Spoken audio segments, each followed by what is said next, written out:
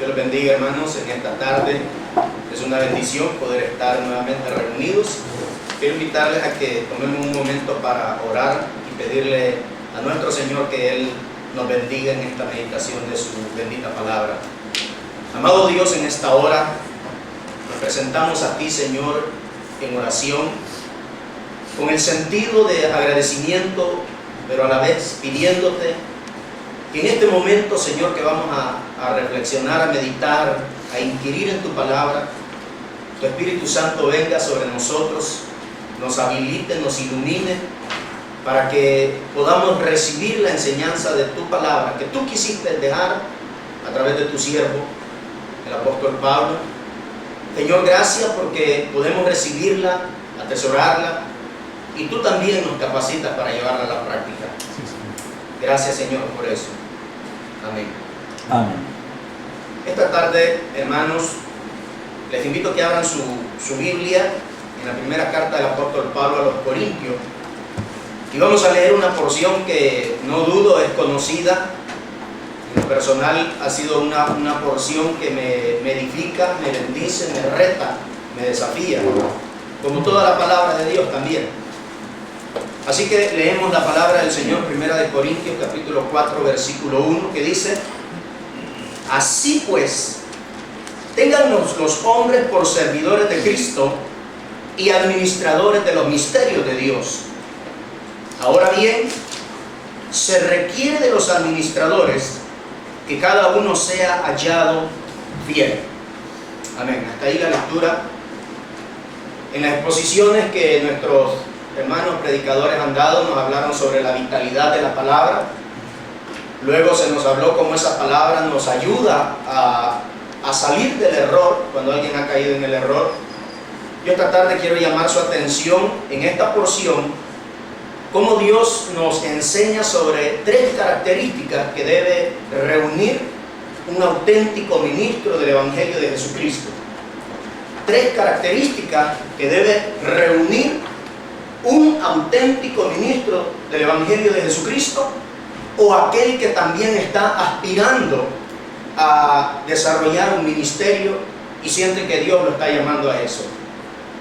En estos tiempos de globalización, ya no de posmodernismo, sino de hipermodernismo, se habla de transmodernismo, se ha colado en la iglesia valores que son puramente mundanos, y ahora se apela más al intelecto, a la capacidad, a la capacitación humana, y muchas veces se deja de lado aquello que es más importante. Y esas tres características que esta porción nos plantea el Señor para nuestra vida, a que las consideremos, hermanos, aquellos que ya estamos desarrollando el ministerio, como aquellos que en su amor Dios un día va a permitirles que desarrollen la noble labor del ministerio. Se dice que allá por el año 400 hubo un hombre que se llamó Diógenes.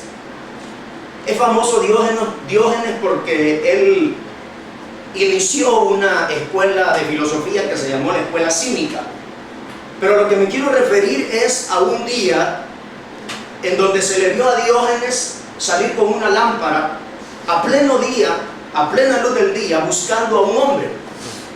¿A qué hombre buscaba? A un hombre específicamente, un hombre honrado, como hoy nosotros lo llamaríamos o lo catalogaríamos. Esta anécdota creo que nos hace reflexionar a nosotros cómo ese hombre a plena luz del día andaba buscando específicamente a un hombre con una luz. Diógenes no lo encontró. Nosotros también debemos, amados hermanos, buscar en la fila del Señor quién es ese hombre que será auténticamente un ministro del Evangelio. Pero no solo ver hacia afuera, sino también alumbrarnos a nosotros mismos para ver si somos ese hombre que Dios requiere en su labranza. Se dice que Diógenes, forzado, tuvo que viajar de Atenas a Corinto. Como les digo, dudo mucho que Diógenes haya encontrado a ese hombre. Años más tarde, o siglos más tarde, otro hombre al que nosotros conocemos más por la Escritura, llamado Pablo, hizo ese mismo viaje de Atenas, según lo dice el libro de los Hechos, Pablo salió de Atenas hacia Corinto. Pero este hombre Pablo, nosotros sabemos, no andaba buscando a un hombre, él sabía que nunca lo iba a encontrar. Pablo traía otra lámpara, otro tipo de lámpara, y esa lámpara era la bendita palabra de nuestro Señor Jesucristo. Esa palabra que ilumina no solo lo externo, sino lo interno, para que el hombre pueda llegar a ser ese hombre que Diógenes nunca pudo encontrar. Amados hermanos, en esta porción tenemos esas tres características que van a autenticar, esas tres marcas que van a autenticar al verdadero ministro. Corinto era una ciudad que fue reconstruida allá por el año 46 a.C. por el emperador, ya que había sido destruida. Esta ciudad fue una ciudad floreciente, tenía 2 puertos marítimos.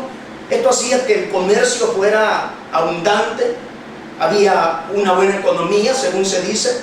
Era una ciudad grande, era una de las terceras ciudades más grandes del imperio, según dicen los historiadores. Pero también con el progreso, el desarrollo económico, también venía la disolución moral de aquella ciudad. Tanto que hubo un momento donde para ofender a una persona, lo único que se le podía decir o se le decía era: tú eres un Corinto. Porque se hacía alusión a aquella vida pecaminosa, aquella vida licenciosa que los corintios llevaban. Ahí habían templos de Afrodita, templos a Zeus, templos de todo. Y uno de los cultos era que habían mujeres prostitutas. Y el culto, ahí llegaban los marineros y todo tipo de personas a celebrarle culto a sus dioses en fornicación, en adulterio. Esa es esa ciudad donde el apóstol Pablo llega, como ya hice alusión, con esa lámpara maravillosa. Le podemos decir sin lugar a duda que es la palabra de Dios. Y como él más tarde va a poder decirle a los corintios: y esto erais algunos de vosotros, mas ya no lo soy. De modo que si alguno está en Cristo, es nueva criatura. Nosotros como hombres que hemos sido llamados no solo a formar parte de la iglesia, sino también a formar parte de esos hombres que Dios está preparando cada día para el evangelio, debemos acudir a la palabra, como ahora lo hacemos, para ver cuáles son aquellas características, aquellos rasgos, no los que el mundo nos quiere poner e imponer, y a veces la iglesia misma quiere imponernos marcas que ya no van de acuerdo con el evangelio. Debemos pues, hermanos, compañeros de milicia, sujetarnos a lo que la palabra del Señor dice, si es que realmente queremos ser esos auténticos ministros de Cristo y de su santo evangelio. Pablo, esta porción que hemos acá leído está insertada en una sección que va a iniciar en el capítulo 1, allá por el versículo 10, donde Pablo está apuntando a uno de los muchos problemas que había sido informado, que había en Corinto, divisiones. Siempre habrán divisiones en la iglesia, pero siempre tendremos la luz del evangelio para corregir esa deficiencia. Pablo dice: quiero que seáis de un mismo sentir. Y él amplía en el capítulo 1. En el capítulo 2 él pasa a hablar de cómo él llegó a Corinto, cómo él no hizo uso de sabiduría humana, sino que él quiso presentar no otra cosa sino a Cristo, el Señor, como lo va a decir en estos versículos, de quien él es siervo, y a este Cristo crucificado. Luego en el capítulo 3 retoma la corrección, la medida correctiva para aquella conducta pecaminosa de división al seno de la iglesia.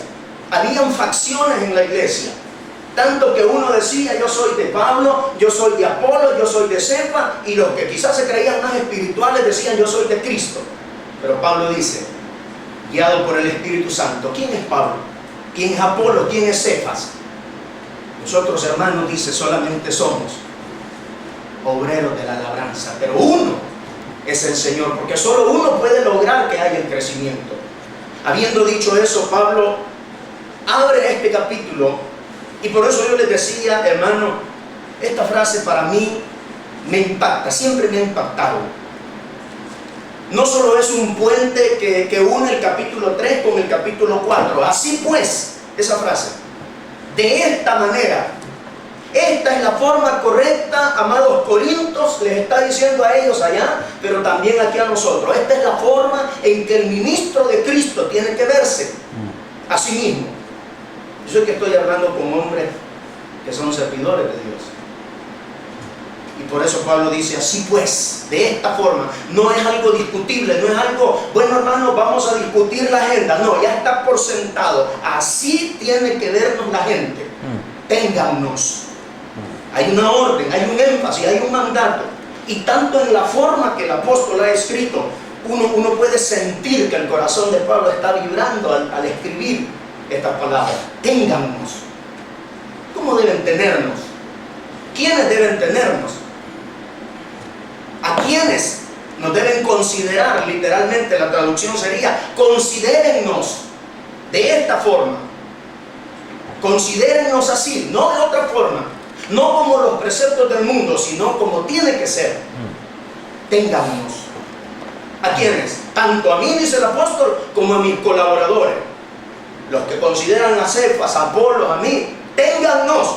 Y aquí viene, hermanos, el primer rasgo, característica, el primer signo que debe tener el auténtico ministro, si es que ha de ser ministro de Cristo. Y dice él, téngannos los hombres, ¿cómo? Por servidores de Dios, de Cristo. Por servidores de Cristo. Yo sé que ese término siervo con el tiempo se ha deformado. La palabra siervo se ha deformado y ahora pareciera que los siervos son una élite a la cual hay que rendirle hasta pleitesía. Pero no. Siervo, en el sentido estricto de la palabra, yo sé que algunos acá, hermanos, tienen estudios avanzados en el idioma del Nuevo Testamento y saben que hay diferentes palabras que denotan esa actitud de siervo, de sirviente, diácono, dulos. Aquí Pablo ha usado una palabra que originalmente se asignaba a unas personas que estaban, hermanos, recluidos allá abajo en una embarcación. La palabra que Pablo aquí usa se usó para unas personas que eran esclavos y estaban dedicados, confinados, es la palabra, confinados a remar. Con el tiempo el significado mutó, cambió. Y ya se le atribuyó ese significado a una persona que era asistente. En el Evangelio nosotros encontramos que Jesús le entregó el rollo, ¿se recuerda? Le entregó el rollo en el Evangelio de Lucas, dice, le entregó el rollo al asistente de la sinagoga. Esa era la misma palabra que Pablo aquí está usando, servidor, un sirviente. ¿Qué significado más diferente? Un siervo. Alguien que no se manda a sí mismo, alguien que no tiene autoridad en sí mismo, sino que él tiene sobre él una autoridad y a esa autoridad es la que tiene que sujetarse. Todo lo que él hace, su agenda, no está regida por lo que la gente dice, no está regida por lo que la iglesia dice, no está regida por su criterio personal, está regido por lo que su Señor dice. Téngannos los hombres por servidores.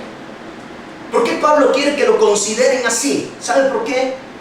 Cuando nosotros leemos, hermanos, las cartas de Pablo nos damos cuenta, en primer lugar, Pablo quiere que lo consideren como siervo. ¿Por qué? Porque él mismo se considera siervo. Nosotros no debemos considerarnos más, ni tampoco debemos considerarnos menos.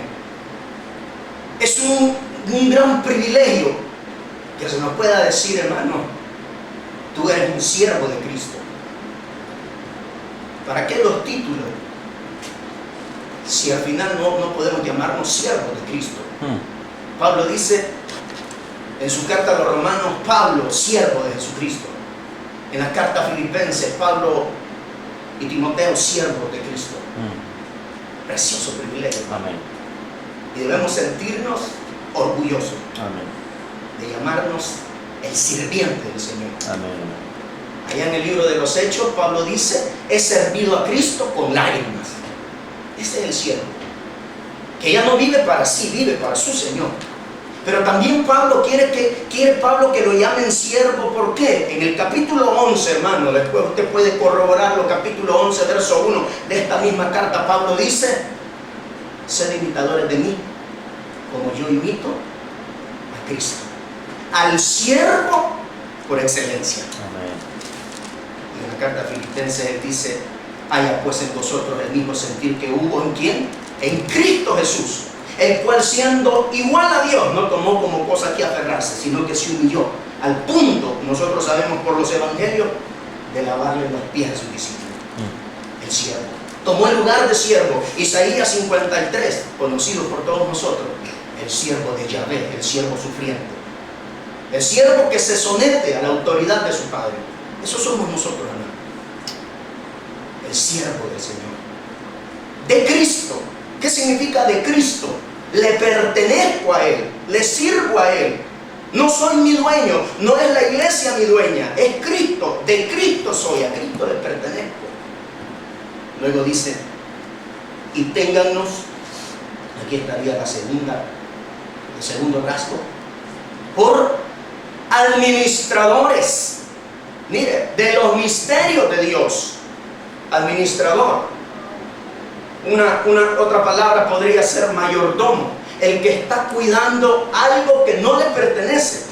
Y ahí la relación de aquel asistente, de aquel alguacil que es un siervo, en la primera parte del versículo 1, alguien que está sirviendo en una casa, con el mayordomo, con el administrador de una casa, que no es suyo. Se le ha delegado que cuide aquello. Y un día dará cuenta al verdadero propietario. Eso somos nosotros. Eso debemos ser, a eso debemos aspirar, a ser administradores. Lamentablemente muchas veces en lugar de ser administradores somos administradores. Sí. Eso son dos cosas diferentes. Y ya no le servimos al Señor, nos servimos a nosotros, a nuestros deseos, a nuestros apetitos, por lo cual debemos arrepentirnos porque solamente somos administradores. La segunda característica. ¿Administradores de qué? De los misterios. No está haciendo Pablo referencia a misterios ocultos, secretos que están revelados o preservados solo para algunos iluminados. No, es el precioso evangelio de Cristo. Pablo dice en su carta, grande es el misterio de la piedad. Dios se manifestó en carne. Esos son los misterios que administramos de Dios a favor de su iglesia, a favor del perdido, a favor del mundo, a favor de la grey. El Señor Jesús contó una parábola y Él dijo, bienaventurado aquel siervo fiel, cuando su Señor regrese y lo encuentre haciendo así, dándole la porción diaria a sus compañeros de servicio, cuidando la obra, y no como aquellos insensatos. Otra parábola, aquel siervo insensato que se le dio a administrar un talento, y un talento solo no pudo manejarlo para la honra de su Señor, sino que cobardemente va y lo esconde. Pero la recompensa también fue evidente para él. Amárrenlo y échenlo fuera, ahí será el llor y el crujir. No así aquellos administradores, mayordomos fieles de los misterios de Dios, de las riquezas de Dios, que sean buenos administradores. Qué lindo cuando podamos oír, hermanos, de la misma boca del Señor, que nos diga, bien buen siervo y fiel, mayordomo bueno, en lo poco fuiste fiel, sobre mucho te pondré.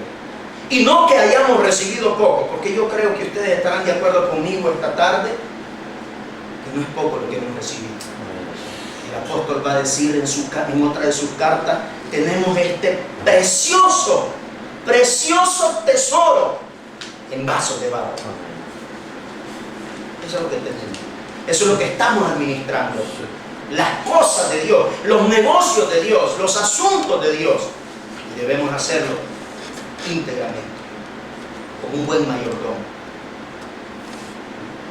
Luego dice, ahora bien,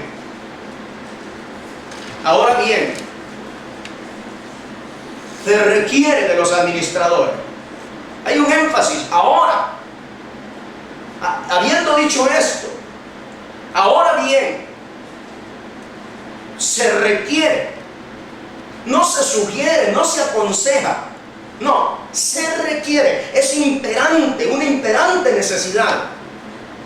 No se puede evadir, no se puede sustituir por otra situación o por otro elemento. Se requiere. ¿Qué se requiere?